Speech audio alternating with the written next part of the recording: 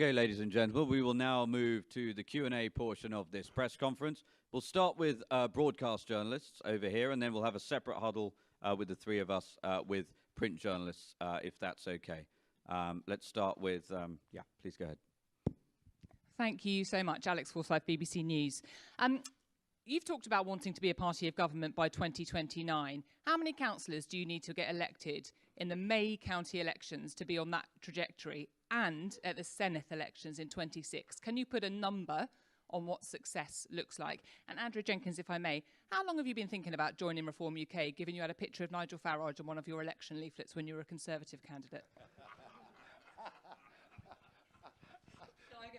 Go on. I always like to push the boundaries and be a bit cheeky. Look, I've always respected Nigel, and gosh, as we've, I mean, what is it, 6 years, Richard, that we first worked together during Brexit? We are politically aligned. And how long have I been thinking about it? Well, I mean, I was tempted before the general election, but I am a loyal person to a party. I might not be loyal to prime ministers, as we've seen in the past, but I'm loyal to parties. And I believed, as I said, in going down with that ship fighting. I was elected as a Conservative, and I got knocked out as a Conservative. But I feel, unfortunately, the party's become tired. I've got amazing friends in the party, you know, Boris Pretty, Robert Jenrick, and there's some decent people there, but I feel the party has lost its way, very sadly. And Reform actually is more closely aligned, and I think it's actually my natural home. Yeah, I mean, the truth of it is that half the Conservative Party in Parliament should join Reform and the other half should join the Lib Dems. I mean, they are hopelessly split on everything. You can see the internal bickering and infighting hasn't changed one little bit. So, you know, they are literally, the brand is broken, the product doesn't resonate with the general public. And what we're going to do, we're going to replace the Conservatives as the opposition force to Labour as the next general election comes along. And I'm not just sitting here saying that. I haven't come out of semi-retirement for fun. You know, I didn't need to do this. I'm doing it because I genuinely think that once every 50, 100 years, there comes along, whatever the political system, and yes, of course, we've got first past the post, but once every 50, 100 years, there comes along that moment where sort of epochal political change can happen, and I think we're at that moment right now. To answer your question, I'm following the Paddy Ashdown model. You know, Paddy Ashdown was that dynamic leader of the Lib Dems who understood, until you'd won a significant number of district council seats and county council seats, you weren't even in the race to win parliamentary election seats or by-election seats. That was the model that Ashdown built for the Lib Dems through the 1990s that finally got them into a coalition government in 2010. That is very much the model that we're following. You mentioned the Senedd elections. I think our prospects there are remarkably good. We've got some very high caliber people coming on board in Wales, which we'll let you know about over the course of the next few months. And Scotland. I mean, Scotland, where UKIP really didn't trouble the scorer. You know, we managed to get one MEP under the D'Hondt system in the European elections and one for the Brexit Party too in 2019. But beyond that, we never really challenged to win seats at Holyrood. But you'll see, I mean, last Thursday, there were 3 council by-elections in Glasgow. Glasgow, our second weakest part of Scotland in the general election. And there we were polling, you know, 13%, 12.5%, 18% in those local council by-elections.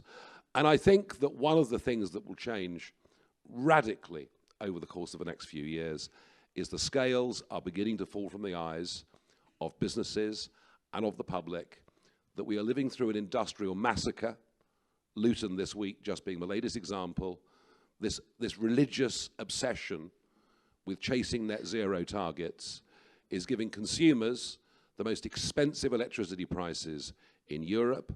It's giving our industries the most expensive electricity prices in the world.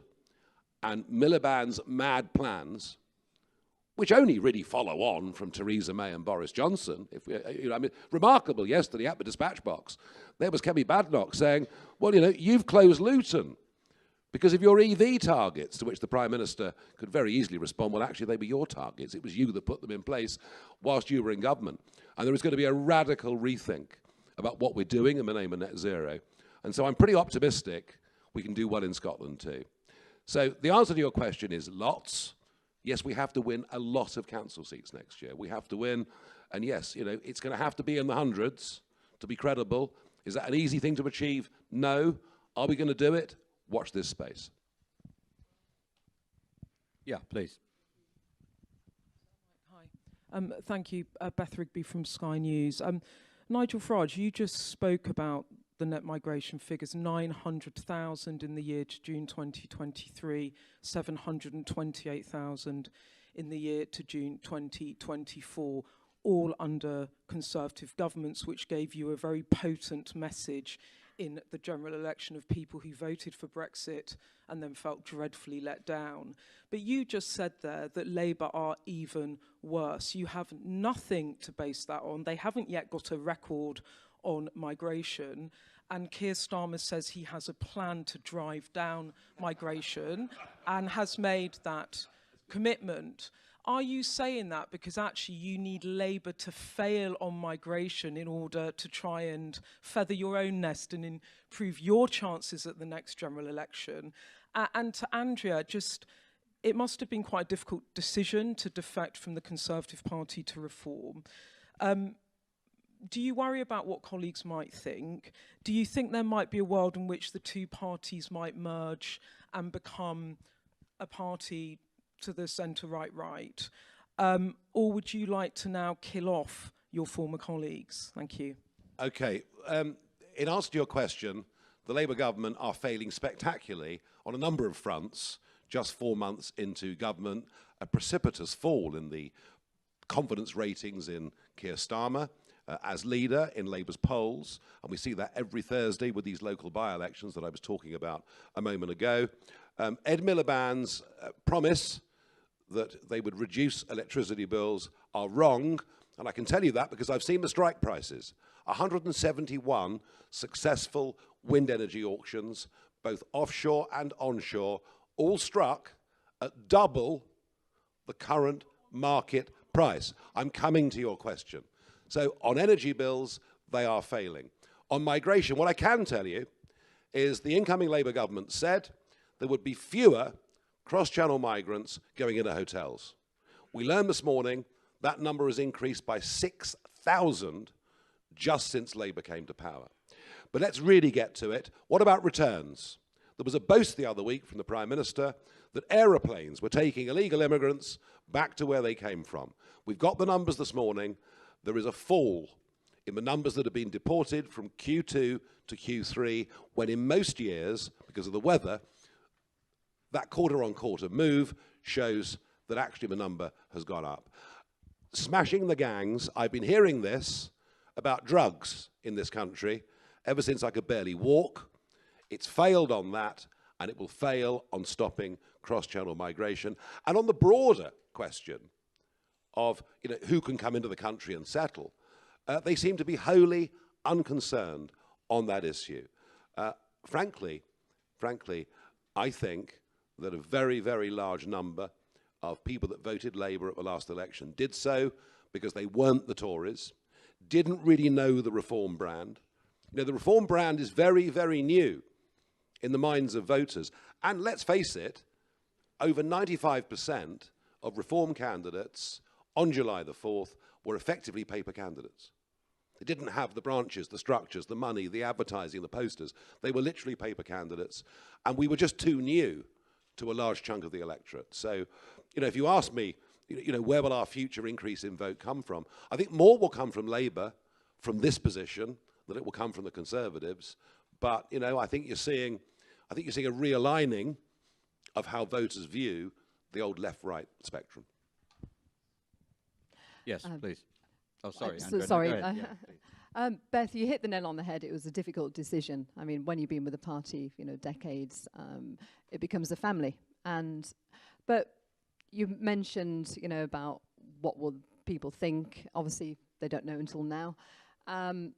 Look, during the Brexit years, when I was calling Theresa May to resign, I've been there in the tea room where people avoided me, sat on different tables who were, you know, I considered friends at the time. But I stuck to my guns, and to me it's about doing what's right. And the true friends will stay loyal as friends forever. I think it's times like this which test true friendship, and I hope that the true ones will stay around. Now, regarding, you asked the question, Beth, about do I want to annihilate the Conservatives? Look, I think what we saw in the election, all the, besides, I'd say, a handful, all the decent, true, what I'd say Thatcherite Conservatives, I believe, lost their seat. I mean, I would have loved her as leader, or the likes of Robert Jenrick, but there's only a handful true Conservatives in the elected party, in what I believe, that are left, unfortunately. Yes, please.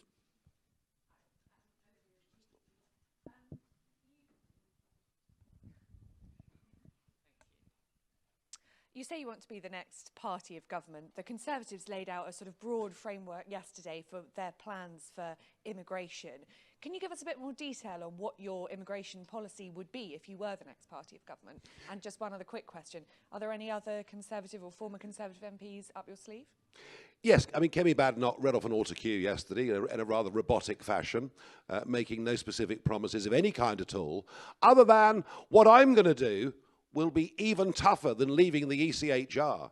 You know, they shall be the terrors of the earth. I mean, it was that kind of speech. Look, the Conservative Party had a choice.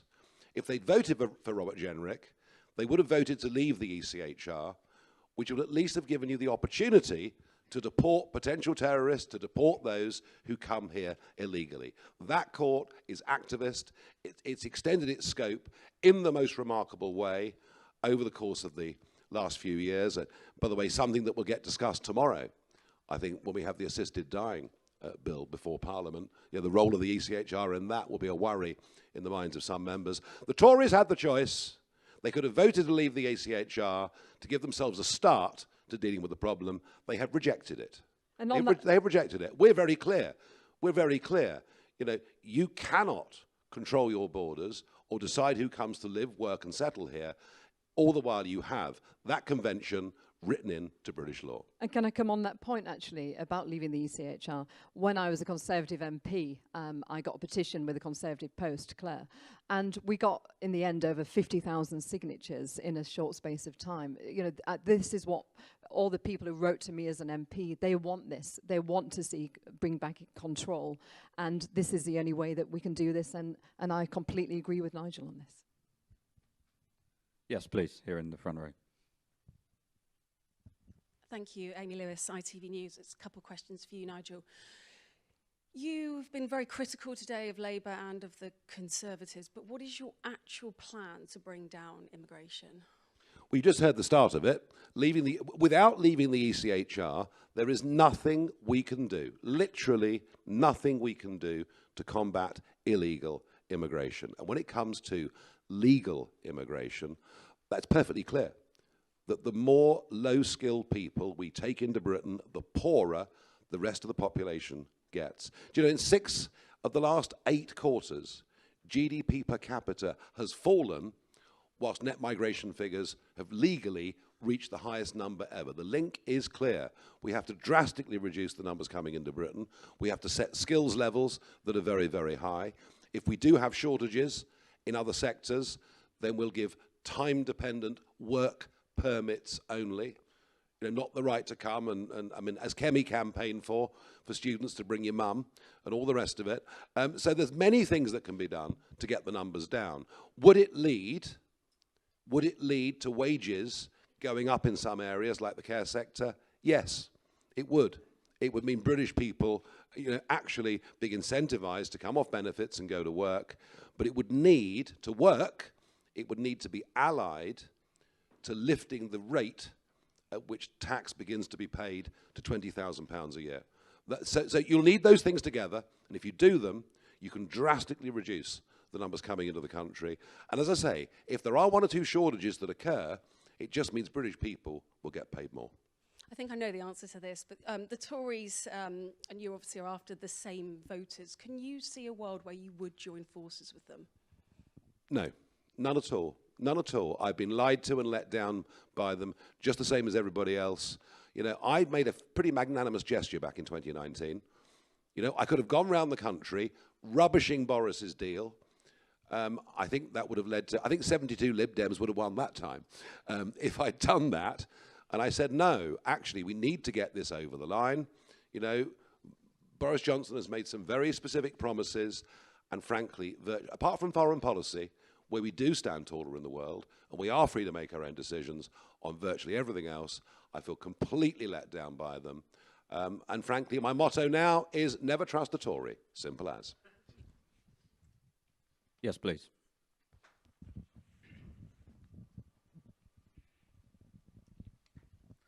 Hi there, Paul McNamara, Channel 4 News. You've reached 100,000 members. It's significant.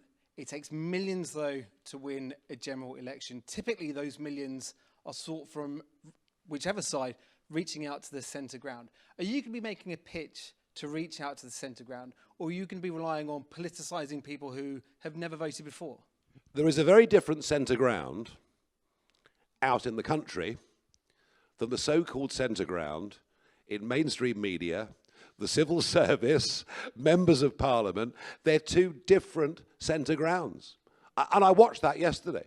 I watched that in the debate on Luton yesterday, where the heretic, Richard Tice, where's he gone? I mean, it was literally, you know, it was somebody committed heresy in the temple.